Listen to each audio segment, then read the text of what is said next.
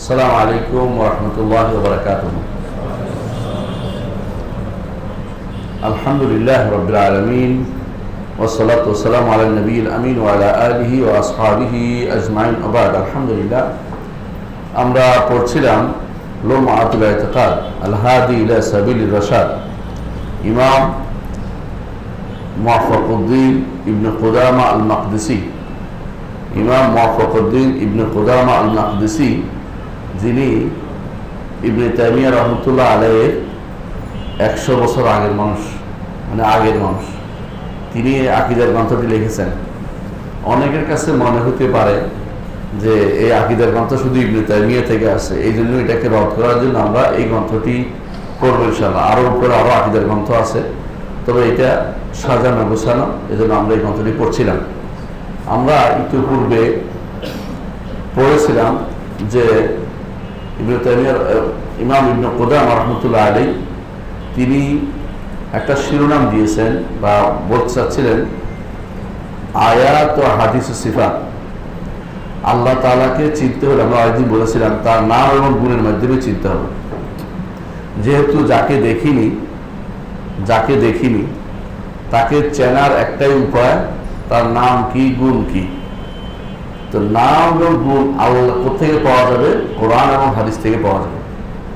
আল্লাহকে যদি চিনতে হয়, আল্লাহর মারিফত হাসিল করতে হয়, তাহলে আল্লাহর নাম গুণের মাধ্যমে হাসিল করতে হবে।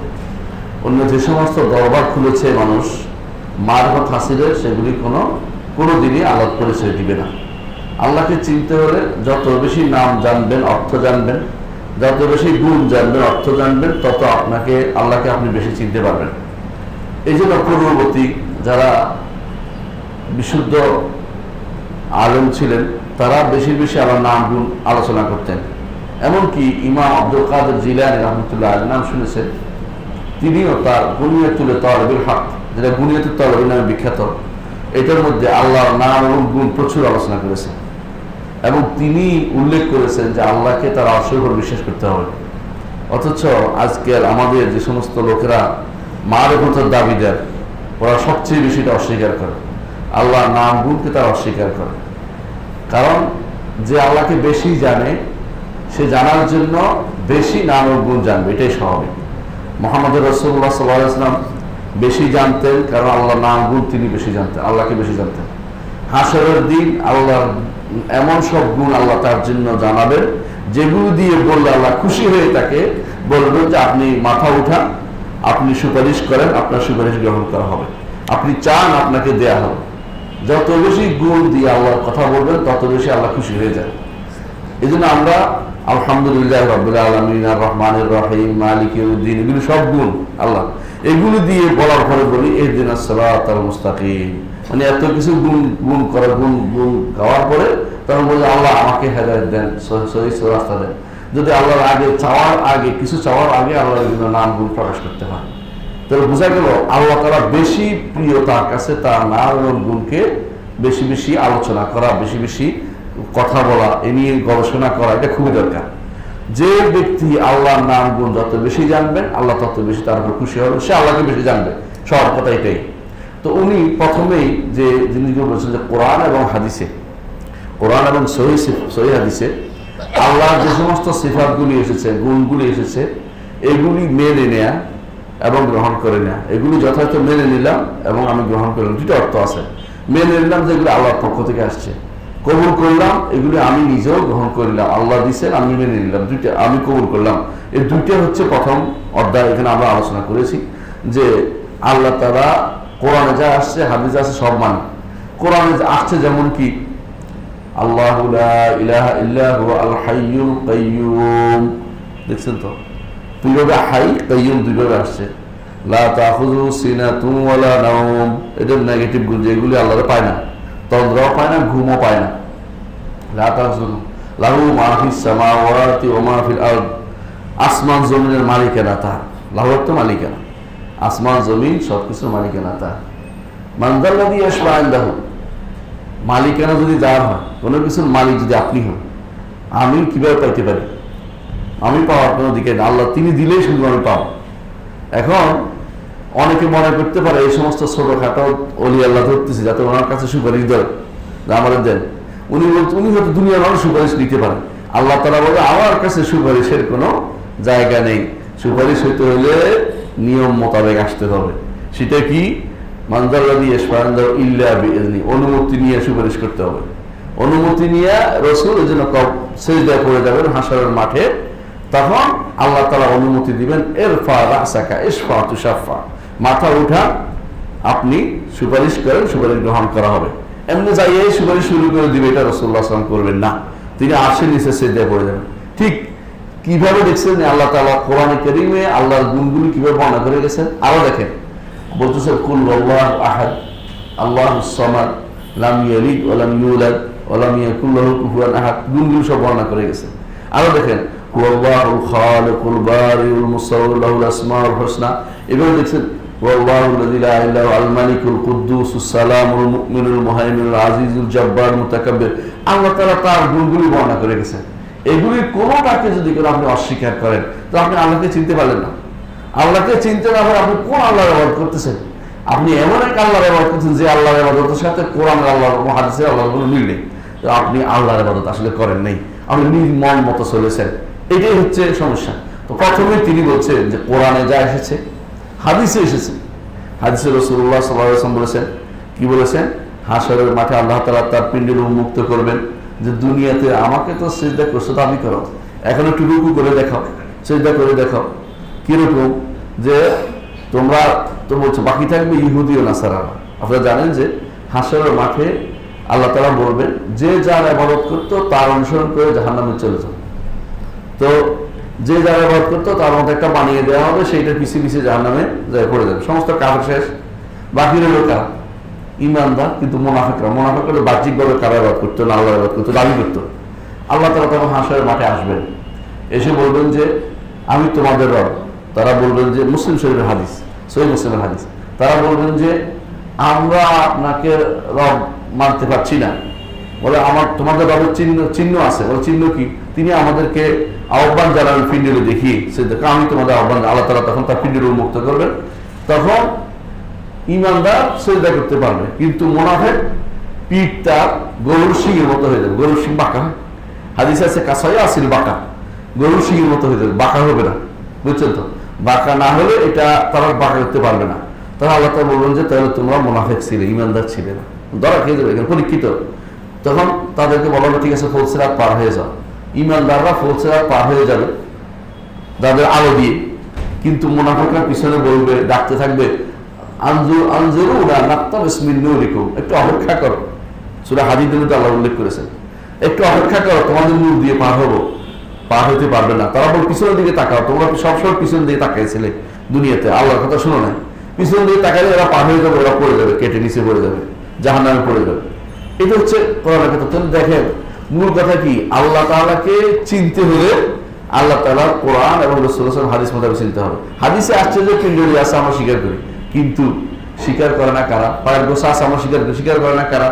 একটা গোষ্ঠী আছে স্বীকার করে, তারা স্বীকার করে না, আল্লাহকে চিনতে পারে নাই। আল্লাহকে চিনতে হলে কোরআন এবং হাদিসের কোনো বিকল্প নেই। আল্লাহকে চিনতে হলে কোরআনে আল্লাহর যে সমস্ত গুণ আসছে, হাদিসে যে সমস্ত আল্লাহর গুণ আসছে, এগুলিকে মেনে নিতেই হবে। এর বাইরে অন্য কোনো কথা বলা অর্থ হচ্ছে আমি ঈমান আমার পোক্ত হয় নাই, ঈমান আমার এখনো ঠিক হয় নাই, আমি এখন ঈমান কিসের উপর আনতে হবে এটাই ঠিক করতে পারিনি। আর যত বেশি আল্লাহর নাম ও গুণের উপর ঈমান আনবে, তত অন্যান্য সাইডটা পূর্ণ হয়ে যাবে। এই জন্য সালফে সালেহীন দেখেন শুরু করেছে, সালফে সালেহীন আমাদের সালফ যারা প্রকৃত অনুসারী, যারা পূর্বসূরি ভালো অনুসারী, তারা প্রথম আকীদার কিতাব শুরু করেছে আল্লাহ নাম গুণ দিয়ে, আল্লাহ নাম গুণ দিয়ে। আর আমাদের দেশে আকীদাতুন নাসাফিয়া শুরু হয়েছে জুজুল্লাযী লা ইয়াতাজাজ্জা, এমন এমন অনু যে অনু আর ভাগ করা যায় না। এটা শুধু আকীদার কি সম্পর্ক? মানে অথচ এটা হলো আল্লাহ তাআলা, যে ব্যক্তি আল্লাহর নাম ও গুণ যত বেশি জানবে, আল্লাহর রুবুবিয়ত সাব্যস্ত করবে, আল্লাহর উলুহিয়ত তত বেশি সাব্যস্ত করবে, আল্লাহর ইবাদত করবে। কারণ মহান আল্লাহ শ্রেষ্ঠত্ব তার কাছে প্রমাণিত হবে।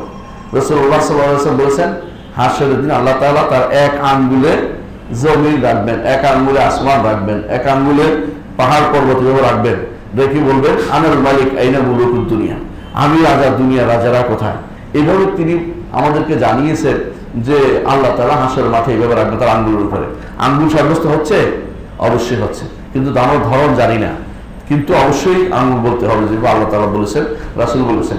তো সেই হিসাবে যে ব্যক্তি এটা জানবে না, সে ব্যক্তি ঈমানের মধ্যে ঘাটতি থেকে যাবে। এই জন্য প্রথম দাস ছিল আমাদের যে কোরআনে কারীমে যা এসেছে, রাসূলুল্লাহ সাল্লাল্লাহু আলাইহি ওয়াসাল্লাম থেকে সহিহভাবে যা এসেছে হাদিসে, এগুলোর উপরে আমরা ঈমান আনি, এগুলি মেনে নেই, এগুলি কবুল করি, এগুলিকে আমরা যথাযথভাবে আহ্বান জানাই। এটা প্রথমে আমাদের আলোচনার ভিতরে আসছিল। তো আমরা এর আগে একটু আলোচনা করি, যেখানে ধারাবাহিকতা রক্ষার্থে, যে তিনি বলেছিলেন যে আল্লাহর নাম এবং গুণগুলোকে আমরা স্বীকৃতি দিই। লাহুল আসমাউল হুসনা, আল্লাহর সুন্দর সুন্দর নাম রয়েছে এবং সিফাতুল উলা, সুন্দর সুন্দর গুণগুলো রয়েছে। এবং দলিল হিসেবে উল্লেখ করেছেন আর রহমানু আলাল আরশ ইস্তাওয়া, রহমান তার আরশের উপরে উঠেছেন। লাহু মা ফিস সামাওয়াতি ওয়া মা ফিল আরদি, মালিকানা কার, আসমান এবং জমিনের মালিকানা কার? আল্লাহ। ওয়া মা বাইনাহুমা, আসমান জমিনের মাঝখানে যা আছে সেগুলোর মালিকানাও আল্লাহ। ওয়া মা তাহতা সারা, জমিনের মাঝখানে ভিতরে যা আছে সেটার মালিকানাও আল্লাহ। ওয়া ইন তাজহার বিল কাওলি ফাইন্নাহু ইয়ালামুস সিররা ওয়া আখফা, কোনো কথা যদি আপনি বলেন, জোরে বলেন, আস্তে বলেন, সবই তিনি জানেন এবং সেটাও জানেন যেটা এখনো আপনার মনে উদিত হয়নি, যে আগামী দিন উদিত হবে, সেটাও আল্লাহ তাআলা জানেন। ইন্নাহু ইয়ালামুস সিররা ওয়া আখফা, আহাতা বিকুল্লি শাইইন ইলমা, জ্ঞানের মাধ্যমে সব কিছুকে তিনি ঘিরে ফেলেছেন। আপনি আল্লাহর কোনো কিছু ঘিরতে পারবেন না। ওয়া ইউহিতুনা বিশাইইন মিন ইলমিহি, আল্লাহর ইলমের কোনো কিছু আপনার পরিবেশন করতে পারবেন না, কিন্তু তিনি আহাতা কুল্লি শাইইন ইলমা, সব কিছুকে তিনি পরিবেশন করে আছেন তার ইলমের মাধ্যমে। আপনার পরিবেশন কেমনি করি? হাত দিয়ে। আবার কখনো কখনো বইটা পড়তে পারলে পরে এটা আমার পরিবেশন হয়ে গেছে, মানে পড়া হয়ে গেছে। আল্লাহ তাআলার ইলমের মাধ্যমে সব কিছু পরিবেশন করে আছে। কোথায় অন্ধকার রাত্রিতে, অমাবস্যার রাত্রিতে সে কালো পাথরের উপরে কালো পিঁপড়া বেয়ে ওঠা, হ্যাঁ, আল্লাহ তাআলা, এটাও আল্লাহ তাআলা আছে কিনা জানা আছে, কোরআনে কারীমে আল্লাহ তাআলা উল্লেখ করেছেন। এই জন্য ওয়া মা ইয়াযুবু আন রাব্বিহি মিন মিসকালি যাররাতিন ফিস সামাওয়াতি ওয়া ফিল আরদ, রব্বুল আলামিনের জ্ঞানের বাইরে কিছু নাই। আসমান এবং জমিনের কোথাও সামান্যতম পাতা পড়েছে, কিছু পড়েছে, আল্লাহর অবসরে নেই। এর অর্থ হচ্ছে তিনি সব কিছু জানেন। আমি এখানে বসে আছি, তিনি জানেন। আপনি বসে আছেন, তিনি জানেন। দয়াস হইতেছে, তিনি জানেন। কোনো কিছু তার অবসরে নেই, সবকিছু তিনি জানেন। কাহারা কুল্লা মাখলুকিন ইজ্জাতান ওয়া হুকমান, প্রত্যেকটি মাখলুককে তিনি পদানত করেছেন, তার নিচে রেখেছেন। কি করেছেন? তার ক্ষমতার নিচে রেখেছেন। মাখলুক তার ক্ষমতা দিয়ে কখনো উপরে উঠতে পারবে না। ইজ্জতের দিক থেকে, হুকুমের দিক থেকে তিনি উপরে, এই সম্মানের দিক থেকে তিনি উপরে, এবং হুকুমের দিক থেকেও তিনি উপরে। হুকুম অর্থ কি? বিচারের দিক থেকে তার বিচার সবার উপরে। তিনি যে বিচার করবেন হাসরের দিন, কোনো সানি বিচার নেই। সানি বিচার আছে? নাই। সানি বিচার বুঝেন তো, দ্বিতীয় আরেকটা বিচার নেই। অর্থাৎ তিনি দুনিয়াতেও হুকুম দিয়েছেন মরবেন, দ্বিতীয় কেউ বলে আমার পক্ষে থেকে সানি করে সুযোগ আর নাই, বরং তিনি যে নির্দেশ দিবেন সেটাই কার্যকর হবে। অসুস্থ হওয়ার নির্দেশ তিনি দিলে অসুস্থই হবে। ওই যা মারিত্তু ফহয়াশফি, আরোগ্য দিতে গেলে তিনি দিবেন, দ্বিতীয় সানি করার কেউ নাই। আর রোগ মুক্তি না দিতে গেলে দ্বিতীয় কেউ দিতে পারবে না, সানি করার কোনো কিছু নাই।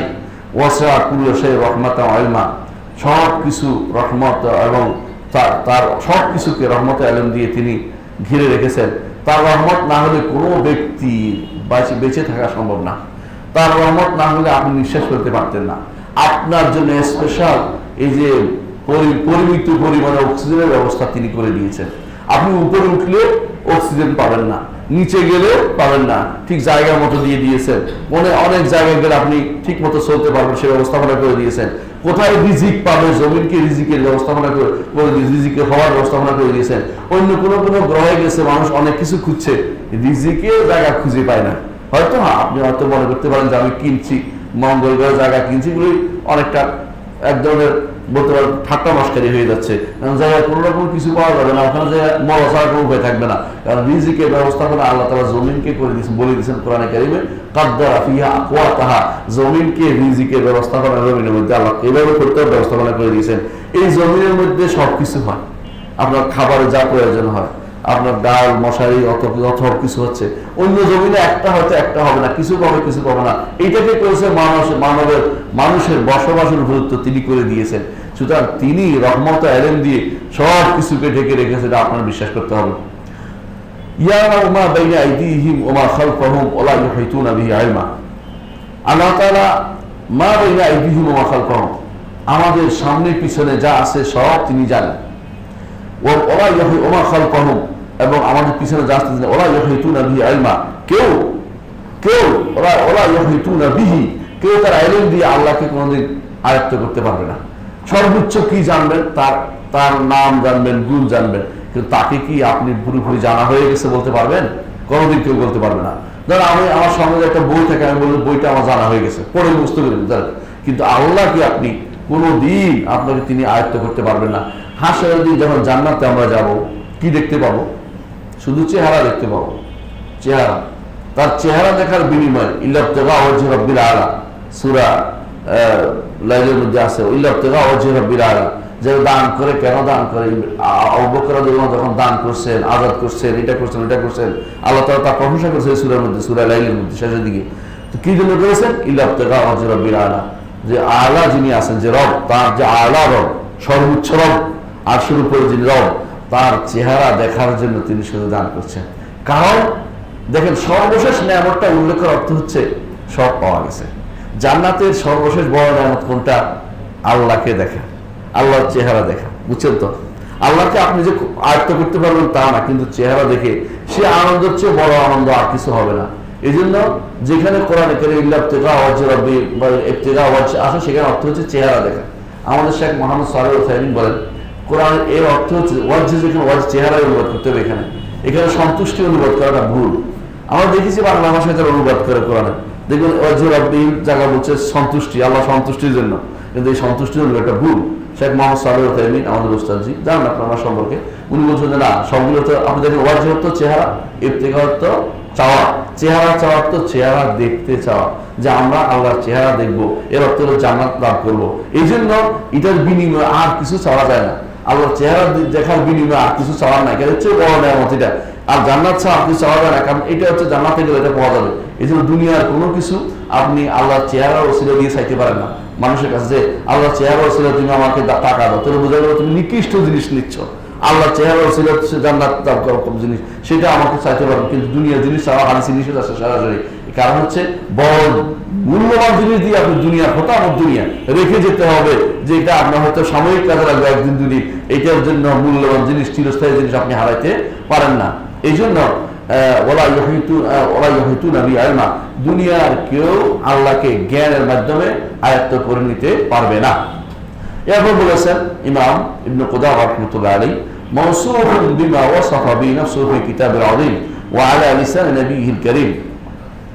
আল্লাহ তাআলা গুণান্বিত, যে সমস্ত গুণ দিয়ে আল্লাহ তাআলা কোরআনে নিজেকে গুণান্বিত করেছেন, যে সমস্ত গুণ দিয়ে আল্লাহ তাআলা কোরআনে নিজেকে গুণান্বিত করেছেন।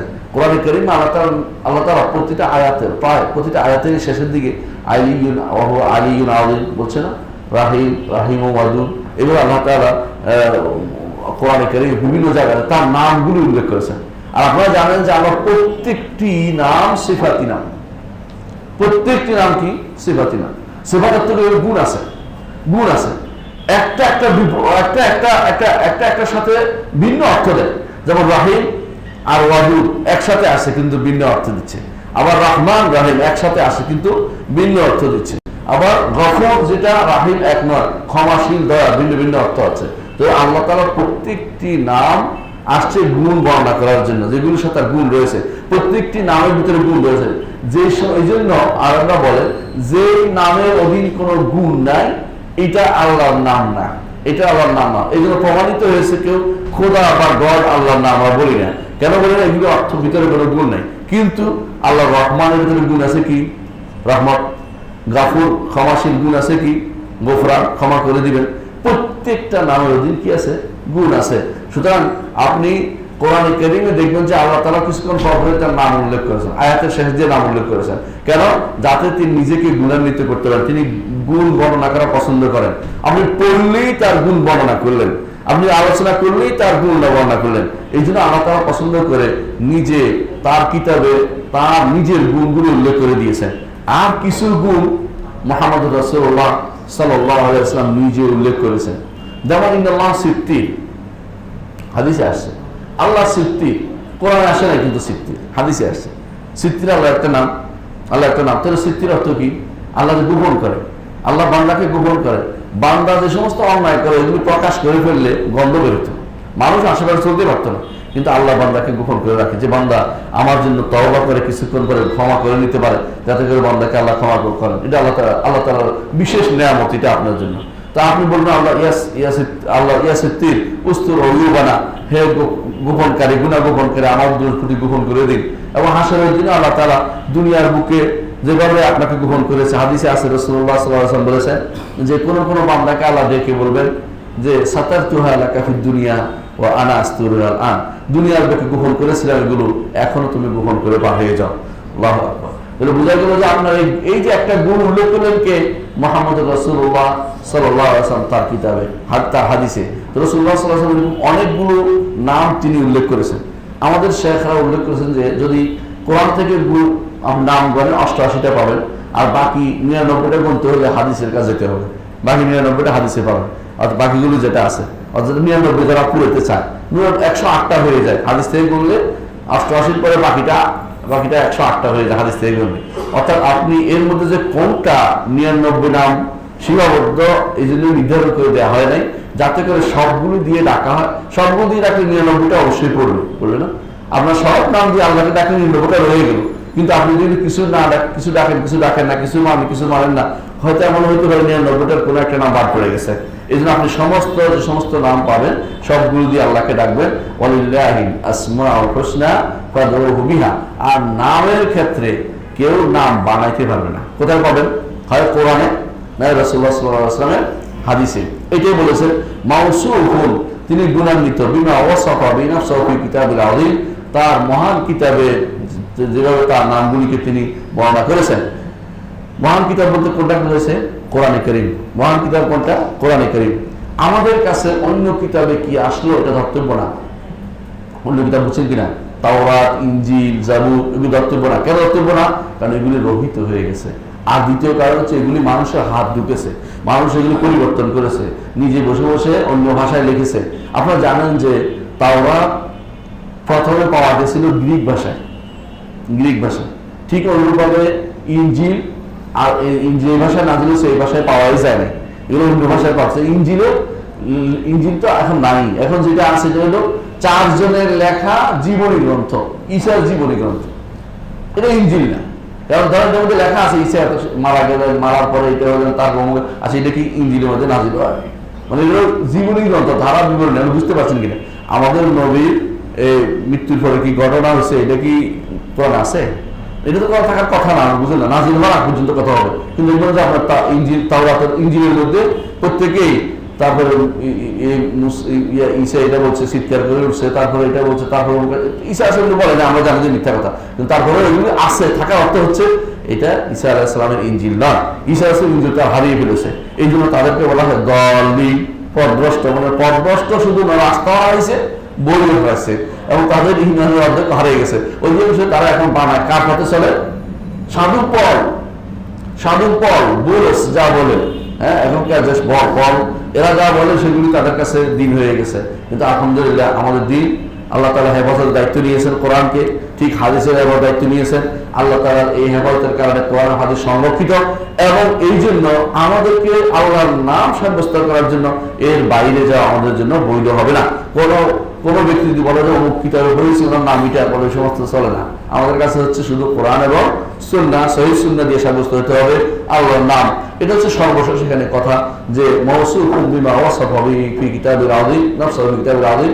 আল্লাহ তাআলা তার মহান কিতাবে কোরআনে কারীমে তার নিজেকে যে সমস্ত নাম দিয়ে বর্ণনা করেছেন, এবং রাসূলুল্লাহ সাল্লাল্লাহু আলাইহি ওয়াসাল্লাম তার নবী মুহাম্মদ সাল্লাল্লাহু আলাইহি ওয়াসাল্লাম তিনি তার হাদিসের মধ্যে যে সমস্ত নামগুলি দিয়ে বর্ণনা করেছেন, সেগুলির বাইরে আল্লাহর কোনো নাম দেয়া যাবে না। বুঝলেন তো?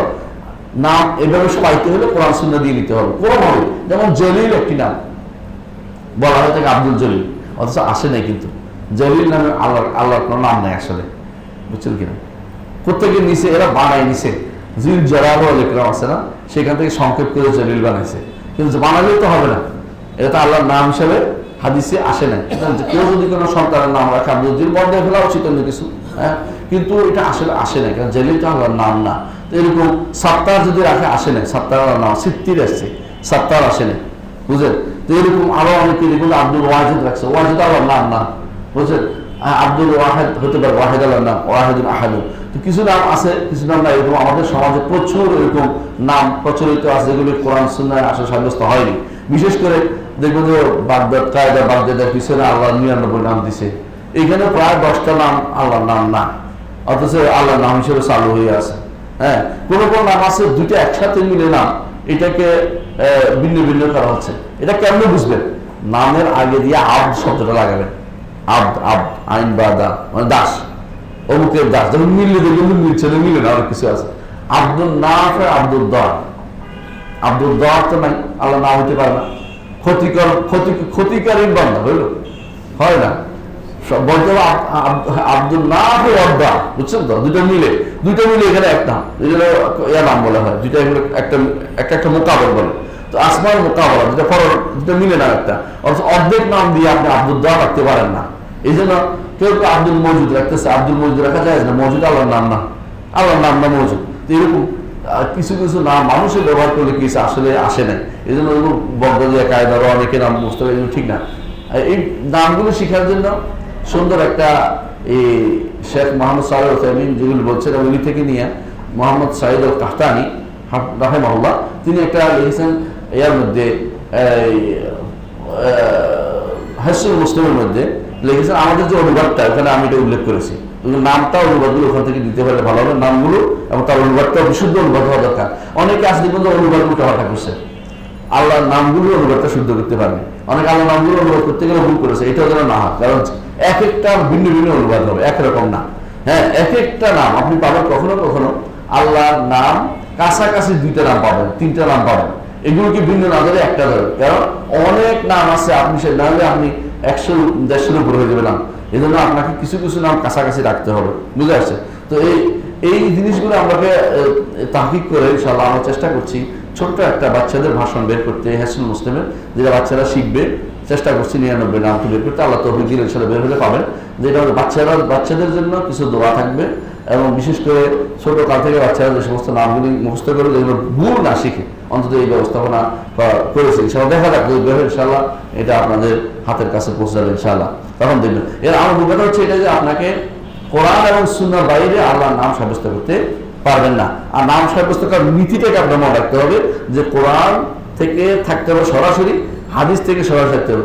আর যদি আপনি বলেন যে আমি ইয়া দিয়া এজাফত দিয়া দেই, তাহলে তো কিন্তু এরকম বহু নাম বানানো যাবে। যেমন ধরেন আল্লাহর নাম গাফের, ঠিক আছে, কিন্তু আপনি যে বলেন গাফিরুজ যামবি, আল্লাহর নাম তো হইল কাবিলুত তওবা, আল্লাহ তত বলছে, বললে কি সে এইভাবে এজাফত দিয়ে বা সম্বন্ধ পদ দিয়ে যতগুলি আছে এগুলো দিয়ে আল্লাহর নাম বানাতে পারবেন না। এইগুলো অনেকে বানাই ফেলে বসে বসে। তো আল্লাহর নাম ইয়া কাবিলাত তওবা, আল্লাহর নাম হইলো, এটা তো ভুল হলো। যদি তওবা কবুল করেন তাহলে আপনার নাম বানাইতে হলে নামের মতোই থাকতে হবে আপনাকে, সেটা আপনাদেরকে শিখতে হবে কোরআন ও সুন্নাহ থেকে। তো নামের উপরে কিছু নীতিমালা আছে ইনশাআল্লাহ, এটা যদি সুযোগ আমরা জানাবো ইনশাআল্লাহ। যে 7টি নীতি আছে নামের, সিফাতের আছে 7টি নীতি, কত হলো 14টা, বুঝছেন তো? নামের আছে 7টি, সিফাতের আছে 7টি, 14টা। আর নাম এবং গুণ উভয়ের আছে 4টি, একসাথে 14 সাইডে 18টা। আর প্রথমে 3টে আছে সাধারণ নীতিমালা, এটা 18-3 21টা। এই 21টা নীতিমালা মুখস্থ করতে হবে যদি কোনো আল্লাহর নাম শুদ্ধ হয়। আমরা লম্বা করবো না, এখানে পেয়ে যাবেন, আপনারা করতে করতে একসময় গুলো পেয়ে যাবেন ইনশাআল্লাহ। সেই জন্য আমরা লম্বা করছি না। যাক, এইটুকুর পরে আমরা আলোচনা করতে চাই যে বলছি কি কোরআন এবং সুন্নাহ থেকেই, কোরআন এবং হাদিস, সহিহ হাদিস থেকে আমরা কি করব? নির্ভর করব এটার উপরে। কিসের জন্য? আল্লাহ নাম সাব্যস্ত করার জন্য। আসল সিফাত কিভাবে হবে, সিফাত কিভাবে সাব্যস্ত হবে সেটা বলবো আমরা। নামের ক্ষেত্রে কিভাবে সাব্যস্ত হবে সেই নীতিটা উনি বলছেন। দেখেন, বলতেছেন ওয়া কুল্লু মা জাআ ফিল কোরআনি, অর্থাৎ কোরআনে যা এসেছে, কোরআনে কারীমে যা যা এসেছে, আও সাহহা আনিল মুস্তাফা সাল্লাল্লাহু আলাইহি ওয়াসাল্লাম, অথবা মুহাম্মদ সাল্লাল্লাহু আলাইহি ওয়াসাল্লাম থেকে আল্লাহর সিফাত, রহমানের সিফাত হিসেবে যা বিশুদ্ধ হয়েছে। বিশুদ্ধ হয়েছে না, এটা কেন বিশুদ্ধ? কারণ হাদিসের মধ্যে বিশুদ্ধ ছাড়াও হাদিস আছে, বিশুদ্ধ ছাড়াও হাদিস আছে, এই জন্য বিশুদ্ধ কথাটা অবশ্যই লাগবে। ওয়াজিব আল ঈমান বিহি, এটার উপরে ঈমান আনতে হবে। 1 নম্বর কথা কি? ঈমান আনতে হবে। ঈমান আনার অর্থ কি?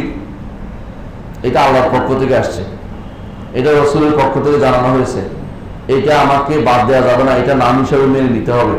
এটা ওয়াজিবাল ঈমানু বিহি, বুঝছেন? মানে এটার উপর ঈমান আনবেন, অর্থাৎ এটা আল্লাহর নাম হিসেবে আসছে, এটা আমরা বানাই নাই, আমরা কেউ তৈরি করি নাই, আল্লাহ তাআলাই দিয়েছেন, রাসূল আমাদের কাছে নিয়ে আসছেন, এটা বলতে হবে। তারপরে ওয়া তালাক্কিহি বিতাসলিম ওয়াল কবুল, দ্বিতীয় কাজ হচ্ছে যে এইটাকে মেনে নিতে হবে, যে হ্যাঁ আল্লাহর কাছ থেকে আসছে, আমি মেনে নিলাম। 3 নম্বর হলো এবং গ্রহণ করে নিলাম। একটা হচ্ছে মেনে নেওয়া, গ্রহণ করা। মেনে নেওয়া মানে কি? অনিচ্ছাকৃত মেনে নেওয়া। অনেকে অনিচ্ছাকৃত করে আমার মনে থাক, আচ্ছা আচ্ছা মেনে নেওয়া যাক, দেখা যাক, মেনে নিই। কিন্তু কবুল অর্থ হলো না, মন প্রাণ ভরে গ্রহণ করে নিলাম, এটা ঠিক আছে, আল্লাহর পক্ষ থেকে আসছে, এটা গ্রহণ, এটা মেনে নিলাম এবং এটা কাজ করলাম, এটার সাথে আমার অন্তরের সম্পর্ক জড়িত আছে, মনে প্রাণে এটাকে বাস্তবায়ন করার চেষ্টা করব, এটা হলো কবুল। তাহলে 3টা জিনিস লাগবে কোরআন হাদিস থেকে যা আসছে। একটা নম্বর হচ্ছে আমি এটাকে, এটা হলো ঈমান আনলাম। 2 নম্বর হলো এটাকে মেনে নিলাম। 3 নম্বর হলো এটাকে গ্রহণ করলাম। গ্রহণ করলাম মানে এটাকে বাস্তবায়নের জন্য গ্রহণ করলাম, এটা দিয়ে আল্লাহকে ডাকার জন্য গ্রহণ করলাম, এটা দিয়ে আমি আল্লাহকে প্রশংসা করার জন্য গ্রহণ করে নিলাম। এই 3টা জিনিস লাগবে, বাদ দিতে হবে করার জন্য। 1 নম্বর হচ্ছে তারকুত তাআরুদু লাহু বিরদ্দি, রদ করা যাবে না। রদ অর্থ প্রত্যাখ্যান করা যাবে না, এটাকে প্রত্যাখ্যান করা যাবে না। প্রত্যাখ্যান কেমনে মানুষ করে? প্রত্যাখ্যান করে এটা যে, যেমন আল্লাহ তাআলা কোরআনে কারীমে বলেছেন ইয়াদুল্লাহি ফাওকা আইদিহিম, আল্লাহর হাত তাদের হাতের উপরে। আল্লাহর হাত বলছে কিনা? এখন রদ করলেন যে আমি বললাম যে আমার হাত নাই। বর্তমানে অধিকাংশ কওমি মাদ্রাসা হুজুররা আল্লাহর হাত স্বীকার করে না, অথচ ইমাম আবু হানিফা রাহমাতুল্লাহ আলাইহি তিনি স্বীকার করতেন, অথচ তার অনুসারীরা এখন স্বীকার করে না। এই রদটা নিষিদ্ধ, স্বীকার করতে হবে যে আল্লাহ তাআলার হাত আছে। আর রদকে নিষেধ করছে অর্থ হলো আপনি এটাকে অস্বীকার করতে পারবেন না, মিথ্যারোপ করতে পারবেন না, আপনি বলতে পারবেন না আল্লাহর হাত নাই, বলতে পারবেন হাত অর্থ মাজাজ রূপক বলছে, হাত অর্থ শক্তি বলছে, এটা বলতে পারবেন না। এটা বললে কুফরি হবে। কি হবে? কারণ এটা বললে আল্লাহর সাথে কুফরি করা হবে, হাদিসের সাথে কুফরি করা হবে, আল্লাহ কোরআনের সাথে কুফরি করা হবে, রাসূলের সাথে কুফরি করা হবে। কারণ কোরআন এবং সুন্নাহ হাদিস সাব্যস্ত, আল্লাহ তাআলা হাত সাব্যস্ত করেছে। কোথায়? কোরআনে কারীমে আল্লাহ তাআলা উল্লেখ করেছেন, ইবলিসকে যখন বলা হলো যে তুমি সিজদা করো আদমকে, ইবলিস কি বলেছে? হ্যাঁ, ইবলিস সিজদা করবে না বলেছে, করে নাই। আল্লাহ তাআলা তখন বললেন ইয়া ইবলিসু মা মানাআকা আন তাসজুদা লিমা খালাকতু বিয়াদাইয়া, ইবলিস তোমাকে কে নিষেধ করলো যাকে আমার 2 হাত সৃষ্টি করেছে, 2 হাত, আর যাকে আমার 2 হাত সৃষ্টি করেছে তাকে সিজদা করতে তোমাকে কে নিষেধ করলো? একটু চিন্তা করো, যদি শক্তি অর্থ হয় 2 শক্তি সৃষ্টি করেছে হলো, তাহলে হাতই করতে হবে। যখন হাত হলে তাসনিয়া হয়, দ্বিবচন হয়, হাত না হলে দ্বিবচন হতো না। সুতরাং শক্তিটা দ্বিবচন কথা আসতেছে না, তাহলে বোঝা গেল দ্বিবচন করে আল্লাহ উল্লেখ করলো যে এটা আল্লাহর 2টি হাত। ঠিক চোখের ব্যাপারে আল্লাহ রাসূল সাল্লাল্লাহু আলাইহি ওয়াসাল্লাম বললেন যে তোমাদের রব তো 1 চোখ বিশিষ্ট নন, অর্থাৎ 2 চোখ হবে, বুঝছেন তো? দাজ্জাল 1 চোখ বিশিষ্ট হবে। তোমাদেরকে বলে রাখছি, দাজ্জালের ফিতনা দেখে তোমরা আল্লাহ মনে করে বসিও না, কারণ তোমাদের রবের 1 চোখ বিশিষ্ট, দাজ্জালের 1 চোখ নেই, 1 চোখ নেই, আরেক চোখ আছে।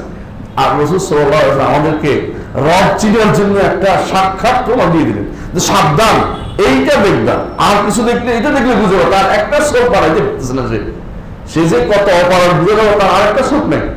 এবং যেটা আছে এটা কিসের মতো? কান্না হাইদাবাতুল তাফিয়া, পচা আঙ্গুরের মতো। তাহলে সে কতটুকু গোড়া, মানে ততটুকু সে অপারণ, আর তোমরা তাহলে কিভাবে রব মানতে পারো? রাসূলুল্লাহ সাল্লাল্লাহু আলাইহি ওয়াসাল্লাম আমাদেরকে সাবধান করে গেছেন। এর অর্থ কি? রাসূল আমাদেরকে জানিয়েছেন কি আছে, আল্লাহ তাআলা চোখ রয়েছে 2টি, যে রাসূলুল্লাহ সাল্লাল্লাহু আলাইহি ওয়াসাল্লাম আমাদেরকে জানিয়েছেন। এখন আমি যদি বলি না মানতেছি না, তাহলে ঈমান আছে আমার? ঈমান নাই। এই না মানাটার নাম হচ্ছে রদ করা বা অস্বীকার করা বা না মানা বা মিথ্যারোপ করা, এটা কোনোভাবেই গ্রহণ করা যাবে না। আচ্ছা, তো রদ করা যাবে না। 3টা জিনিস বলছি, রদ করা যাবে না। আর 4টা জিনিস করা যাবে না। 3টা জিনিস করতে হবে বলছি না? একটা কি? ঈমান আনতে হবে এবং মেনে নিতে হবে এবং কবুল করতে হবে। আচ্ছা, 4টা জিনিস করা যাবে না। 1 নম্বর হচ্ছে রদ করা যাবে না, এটা অর্থ বুঝেছি তাই না? অর্থাৎ প্রত্যাখ্যান করা যাবে না, অস্বীকার করা যাবে না, মিথ্যারোপ করা যাবে না, অবব্যাখ্যা মিথ্যারোপ করা যাবে না, অর্থাৎ কোন রকমের অরূপক অর্থ বলে এটাকে বাদ দেওয়া যাবে না। আচ্ছা, ওয়াত তাওয়িল, এবং তাবিল করা যাবে না। তাবিল কি জিনিস গো? তাবিল অনেকে করে না। তাবিল অর্থ হচ্ছে অপব্যাখ্যা। তাবিল অর্থ অপব্যাখ্যা, অপর্যন্ত যে জিনিসটা গ্রহণযোগ্য না এমন ব্যাখ্যা টেনে নিয়ে আসছে। আল্লাহর কোন নামের ব্যাপারে যদি কোনো ইয়াদ অর্থ বলে রহমত, ইয়াদ অর্থ বললো রহমত, অথবা ইয়াদ অর্থ বললো কুদরত, অথবা সৌদ বলতে অর্থ হলো আল্লাহর ক্ষমতা, বুঝলো, উল্টা পাল্টা অর্থ করে দিল, এটাকে কি বলা হয়? তাওয়িল। তাওয়িল অপব্যাখ্যা। তাওয়িল শব্দের তিনটি অর্থ আছে, মনে রাখবেন। আর এই ভাষায় তাওয়িল শব্দের তিনটি অর্থ আছে। একটা অর্থ হচ্ছে হাকিকাতু মা ইয়াউলু ইলাইহিল আমর, সর্বশেষ অবস্থা। সর্বশেষ অবস্থা যখন যখন ইউসুফ আলাইহিস সালাম সালামের স্বপ্ন দেখলেন, কি স্বপ্ন দেখছেন না তিনি? প্রথম জীবনে কি স্বপ্ন দেখছেন? চাঁদ এবং সূর্য তাকে তাকে সজ্জা করতেছে, তিনি দেখলেন না? দেখলেন। এবং 11টা তারকা, 11টা তারকা দেখছেন তিনি, আর চাঁদ সজ্জা করে দেখতেছেন তিনি। এইটাকে কি দেখলেন? এটা ইয়াকুব আলাইহিস সালামের কাছে জানালেন। ইয়াকুব বললেন যে তোমার ভাইদের বলো না, বললেন যে তোমার বিরুদ্ধে ষড়যন্ত্র করবে। উনি এটার কোনো তাবিল করেন নাই, কি জিনিস এটা রয়ে গেছে, কেউ জানতে পারলো না। কিন্তু শেষ জীবনে যখন ইয়াকুব আলাইহিস সালামকে নিয়ে আসা হলো বেদুইন এলাকা থেকে, নিয়ে আসা সিংহাসনে বসানো হলো এবং 11 ভাই সিজদায় পড়ে গেল, তখন ইউসুফ আলাইহিস সালাম বললেন, ইয়া আবাতি হাযা তাউইলু রুয়া মিন ক্বাবল, প্রিয় পিতা, এইটাই তো আমি যে স্বপ্ন দেখছিলাম, এটা স্বপ্নের তাবিল তো এটাই, পরিণতি এটাই। এতদিন পর্যন্ত এটা ঘটে না, এখন সেটা ঘটছে। সেই ছোট কালে দেখছিলাম, আর এখন সেটার প্রকৃত অবস্থা এখন দাঁড়িয়েছে। এখন এই যে 11 ভাই বোন আমরা আপনাকে সম্মানের সিজদা করি, এই সিজদা কিন্তু আমাদের এই সিজদা নয়, আমার উল্টা পাল্টা অর্থ করে যারা বেদাতিরা করে। তো আমরা যে এই সিজদা সম্মান করতেছি, এটা হচ্ছে কিসের? আমি যে স্বপ্ন দেখছিলাম প্রকৃত রূপ, এটা তাহলে একটা প্রকৃত রূপ অর্থ আছে, অর্থাৎ সর্বশেষ অবস্থা কি দ্বারা, এইটাও একটা অর্থ আছে। আরেকটা অর্থ আছে ব্যাখ্যা করা, যে কোনো একটা ব্যাখ্যা। যেমন ইমাম ইবনে জারীর তাবারী, ইমাম তাবারী রাহমাতুল্লাহ আলাইহি তার তাফসীরের মধ্যে প্রত্যেকটি আয়াতের পরে বলছে ওয়া তাউইলু হাযিল আয়াত, এই আয়াতের ব্যাখ্যা, এই আয়াতের ব্যাখ্যা, ব্যাখ্যার অর্থ, এই আয়াতের তাউইল অর্থ, অর্থ যে অর্থটা বোঝা যাচ্ছে না, বুঝিয়ে দেওয়া হচ্ছে একটু ব্যাখ্যা করে, এটার নাম হচ্ছে তাউইল। এটা নিষিদ্ধ না, এটা তাফসীর। এটা আরেক অর্থ কি? তাফসীর। কোরআনের আয়াতের তাফসীর করে, আমরা শুধু মুফাসসির কোরআন শুনছেন না বলে, তিনি মুআউল কোরআন তাফসীরের অর্থ তাউইল আসে। এখানে নিষিদ্ধ হয়েছে কোনটা? একটা তো বললাম কি, সর্বশেষ অবস্থা, যে কোনো জিনিসের সর্বশেষ অবস্থা। যেমন পানি গরম দিয়া যখন চায়ের, এই যে চায়ের মধ্যে ইয়া লাগাইছে, হ্যাঁ, তখন এটা সর্বশেষ অবস্থা দাঁড়াইছে, একটা রং হয়ে গেছে, সর্বশেষ অবস্থা। সর্বশেষ অবস্থা বলতে কখনো কখনো সর্বশেষ অবস্থা বলতে এই তাবিল কি বোঝায়, আর তাবিল বলতে কোনো তাফসীর বোঝায়। এই দুইটা শরীয়তে নিষিদ্ধ না, এই দুইটা এখানে উদ্দেশ্য না। তাবিল বলতে বোঝায় যে কোন কারণে আমি প্রকৃত অর্থটা নিব না, আমি এখন দূরবর্তী অর্থ একটা আবিষ্কার করবো, এইটার নাম হচ্ছে তাবিল। অর্থাৎ প্রকাশ্য অর্থ বাদ দিয়ে দূরবর্তী একটা অর্থকে যদি কোনো আমি নিজের পক্ষ থেকে এখানে স্থান দেই, এইটার নাম হচ্ছে তাওয়িল। এই তাওয়িল কারা করেছে? শুরু করেছিল মুতাজিলারা। এখন পর্যন্ত এটা এখন মুতাজিলাদের এটা পুরোপুরি পাওয়া যাচ্ছে আশআরী এবং মাতুরিদের মাঝে। আলহামদুলিল্লাহ আমাদের সালাফদের মাঝে এই তাওয়িল নাই, বরং তারা কোরআনে কারীমের প্রকাশ্য অর্থ যেটা দেয় সেটার অনুসারে চলে। এই আশআরী মাতুরিদিরা কোথায় আছে? আপনাদের আশেপাশে বিভিন্ন মাদ্রাসা যেগুলো আছে সেগুলোতে এই তাওয়িলের স্থান দিয়ে ভর্তি। এইগুলির মাধ্যমে এই তাওয়িল হচ্ছে, এই তাওয়িলটা নিষিদ্ধ। তাহলে একটা হলো রব নিষিদ্ধ, একটা হচ্ছে তাওয়িল নিষিদ্ধ, আর দুটো নিষিদ্ধ। তাশবিহ, তাশবিহ অর্থ হলো যে এর মত হয়ে যায়, এর মত হয়ে যায়, এটা নিষিদ্ধ। যেমন আল্লাহর হাত কথা বলা হয়েছে, আল্লাহর হাত, আল্লাহর হাত আমার হাতের মতো, আস্তাগফিরুল্লাহ, কি হবে এটা? এইটা নিষিদ্ধ, এটা বলে তাশবিহ দেওয়া যাবে না, বুঝে আসছে? তামসিল অর্থাৎ হুবহু একরকম, বলবেন যে আল্লাহ হুবহু মানুষের মতো, অথবা আল্লাহর চোখ হুবহু আমাদের চোখের মতো, এই জন্য দুটোই নিষিদ্ধ। আংশিক কিংবা পূর্ণ, আংশিক হলো বলে তাশবিহ, পূর্ণ হলো বলে তামসিল, কোনটাই আল্লাহর জন্য সাব্যস্ত করা যাবে না। বলতে হবে তিনি যেমন তাকে না দেখে ঈমান এনেছি, তবে তার অস্তিত্ব আছে, তেমনি ভাবে তিনি যেভাবে তিনি তার নামগুলো মেনে নিয়েছি, তার গুণগুলিও আমি সেভাবে মেনে নেব। কোন রকমের অপব্যাখ্যা করব না, প্রত্যাখ্যান করব না, আংশিক মিল আনবো না, বা পুরোপুরি মিলও আনবো না। তবে হলো চারটা জিনিস: প্রত্যাখ্যান করব না, অপব্যাখ্যা করব না, আংশিক মিল ঘটাবো না, পুরোপুরি মিলও নিয়ে আসবো না, বরং অর্থগুলি যথাযথ অর্থ করব, ধরন নির্ধারণ করব না। আমরা বুঝাতে পারছি অর্থ করার কথা বুঝি। যেমন আমরা বলি যে কিতাব বলে অর্থ বুঝি কিতাব, কিন্তু আল্লাহর কিতাব নাজিল, আল্লাহ যেটা লহে মাহফুজে আছে, এটা কি দেখছেন কোনদিন? দেখেন না। রূহ দেখছেন কোনদিন? কিন্তু ঈমান আনতে অসুবিধা হচ্ছে। রূহ আছে না? নাই। না দেখে তো ঈমান আনা যায় না। রূহ তো বলেন না, রূহ বলেন। তাহলে বোঝা গেল যে ধরন না দেখেও ঈমান আনা যায়। আল্লাহ তাআলার হাতের উপর ঈমান আনছি, কিন্তু ধরন জানি নেই। এটা হচ্ছে আহলুস সুন্নাত ওয়াল জামাতের নিয়ম। আচ্ছা, এরপর বলেছেন ওয়ামা আশকালা মিন যালিকা ওয়াজাবা ইসবাতুহু লাফজান ওয়া তারকুত তাআরুদের মানাহু। এখন আসছে তিনি একটা কথা যেটা নিয়ে লম্বা আলোচনার বিষয় আছে। আমাদের সময় আছে না? তাহলে আমরা ইনশাআল্লাহ এখানে থামলাম। ইনশাআল্লাহ আগামী ক্লাসে এখান থেকে শুরু করব। আল্লাহ আমাদের বুঝার তৌফিক দান করুন।